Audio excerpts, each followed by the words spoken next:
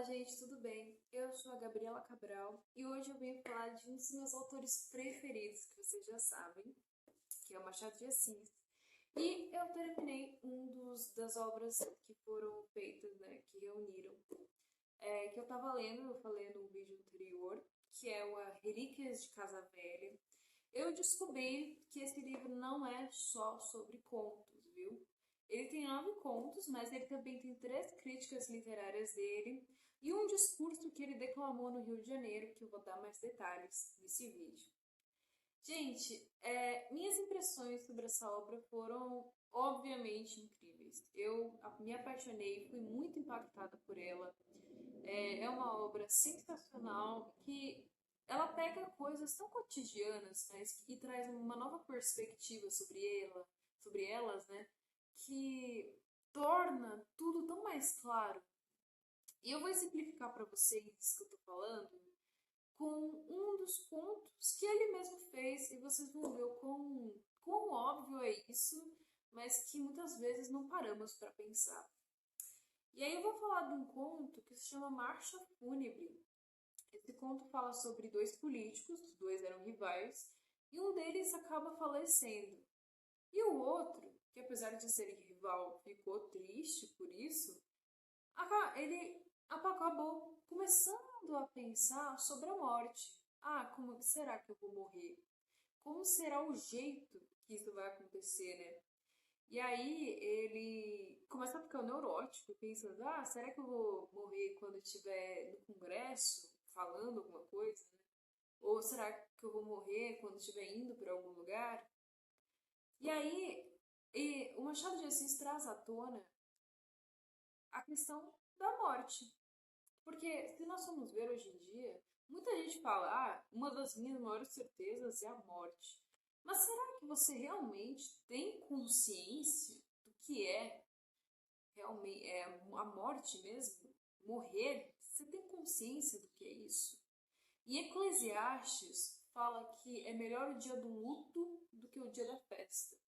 Nós podemos ver que isso é muito verdade, porque é no dia do luto que nós vemos a realidade. Nós vemos o real parando à nossa frente, falando: olha, a vida é um sopro. Isso é muito recorrente quando alguma celebridade acaba falecendo, ou alguém assim que era uma pessoa muito importante na sociedade perde a vida, às vezes de uma forma muito triste, muito fatal. E aí começa a vir aqueles textos, né? A vida é um sopro, aproveite sua vida, abrace quem você ama, etc. E isso é verdade. O básico, o óbvio, vem à tona de novo. Então é necessário os dias de luto, é necessário esses dias para que nós vejamos a verdade, para que nós voltemos para o que realmente importa.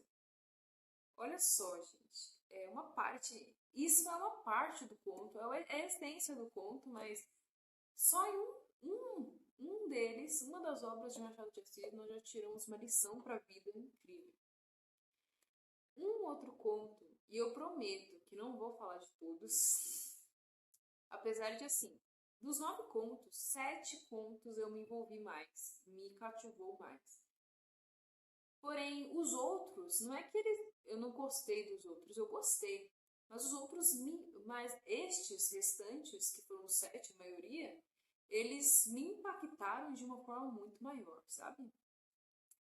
E aí, esse outro ponto muito bom, que eu até falei com um amigo meu sobre, de tão interessante que é, porque ele fala exatamente do nosso meio, né? Que é o meio do julgamento, do tribunal. E aí, esse conto fala sobre um homem que foi chamado para ser jurado, ele e outros ali que tem que ter uma turma, né, para poder julgar quando acontece. Na época, parece que não era só por homicídio. Hoje em dia, só tem tribunal do júri para casos de homicídio, porque todos eles alegam para ter os jurados, porque todos são potenciais homicidas. Mas antigamente não era assim.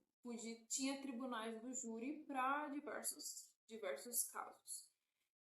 E aí, esse homem foi chamado para ser jurado, e quem estava sendo julgado, o réu, era um rapaz, um jovem, que tinha furtado, roubado uma pequena quantia de dinheiro. E aí, um outro jurado, que é denominado Lopes, ele falou assim, né, para esse jurado anterior que eu falei para vocês. Ah, se for para sujar, suje-se gordo. Quer dizer, o que ele estava dizendo? Se for para realmente roubar, rouba uma quantia que vale a pena ser julgado. E aí ele não entendeu aquilo. E ele ficou pensativo por vários tempos, até que ele acabou passando muito tempo e ele esqueceu disso, né? Acabou o julgamento, o réu foi julgado e condenado por aquela quantia pequena. E se esqueceu-se dessa frase, se esqueceu desse caso, tudo se passou. Esse jurado acabou sendo chamado de novo para um julgamento, e dessa vez o julgamento era de um homem que foi condenado, na verdade não é que ele foi condenado, mas ele foi processado, né, que estava ali em julgamento, por causa de uma quantia de desvio por corrupção, de uma quantia significante, né? Era muito dinheiro. E aí tinha todas as provas de que era ele, e ele foi absolvido. Mas o que tem nesse caso de tão interessante que faz essa contradição? Porque quem estava ali sendo julgado era justamente o que disse: se for para se sujar, suje-se gordo. E aí, o Machado de Assis nos traz à tona que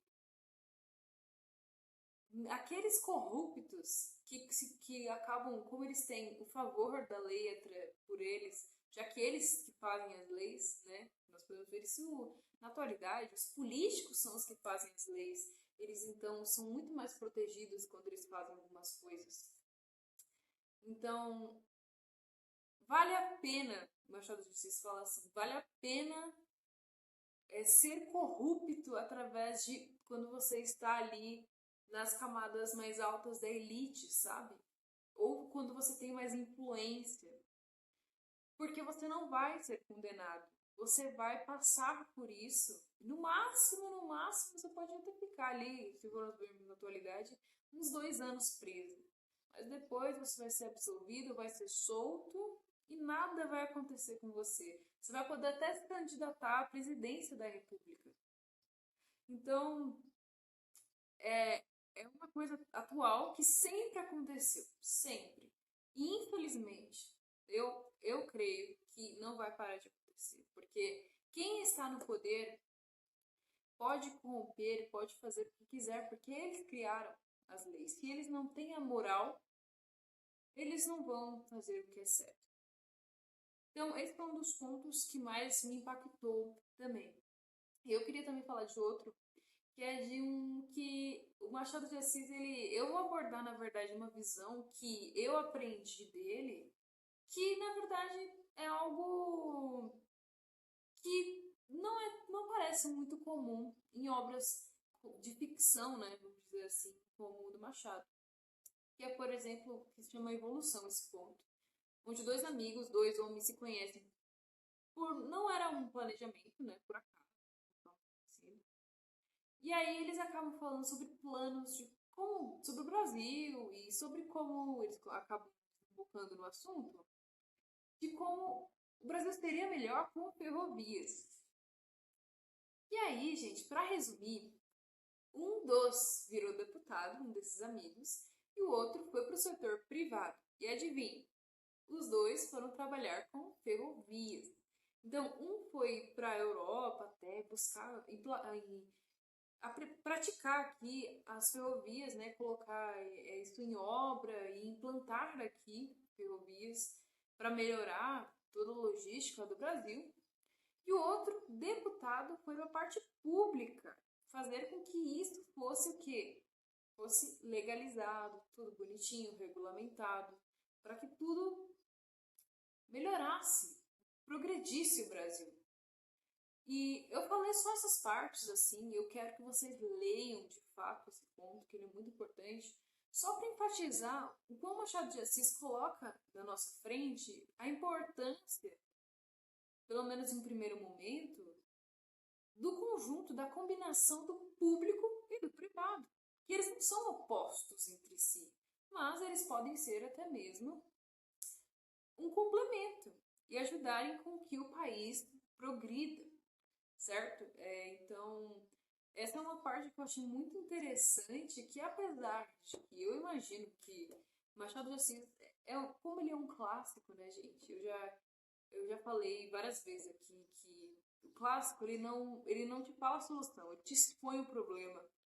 E o Machado de Assis, ele era muito culto, então ele era muito versado em diversas matérias, diversas áreas do conhecimento. Então nós não podemos esperar menos do que ele também falar sobre como deveria ser a política, como deveria ser as negociações da economia do Brasil, da sociedade, né? Então, gente, olha, fantástico. Machado de Assis consegue se superar a cada momento. E aí, falando aqui agora das críticas literárias. Bom, gente, olha, eu não li nenhum livro que ele estava fazendo críticas, né? Eram de 3 autores. Um que se chamava Veríssimo, mas não era o Érico Veríssimo, até porque ele nem é da mesma época que o Machado de Assis.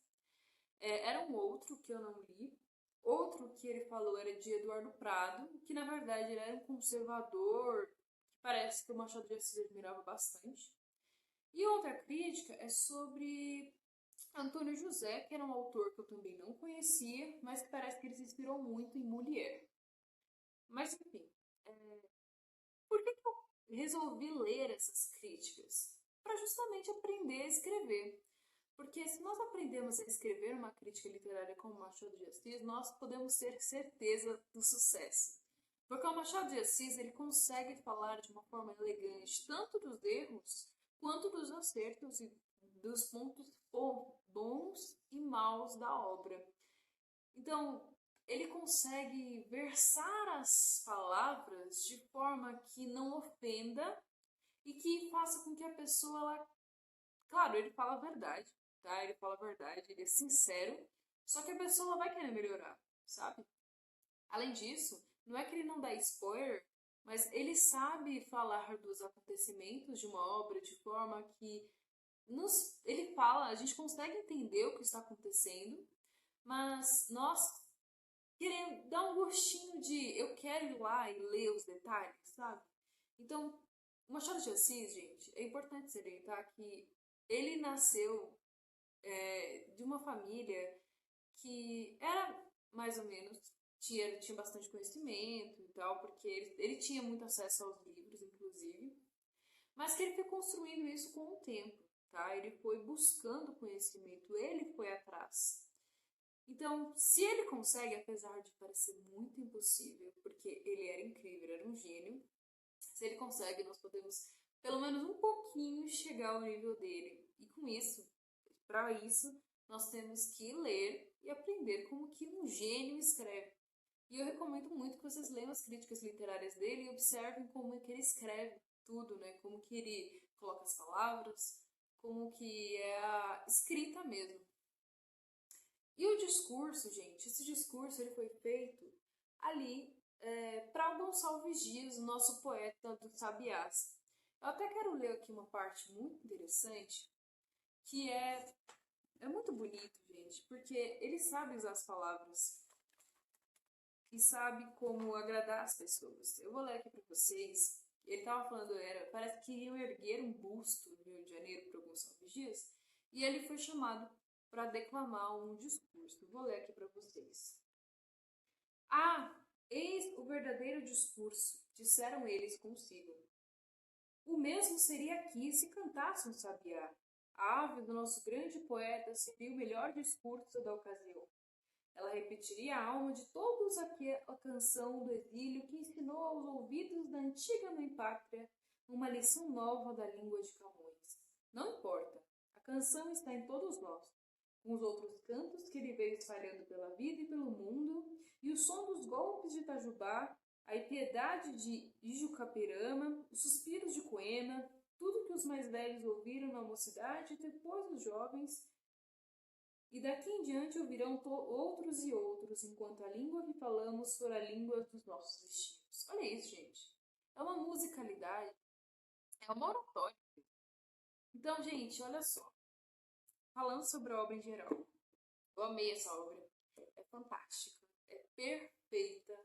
Machado de Assis consegue superar a cada instante. Eu recomendo muito que vocês leiam, porque eu tenho certeza que vocês não vão se arrepender. É uma obra genial e que mostra que o Machado de Assis ele é um verdadeiro gênio.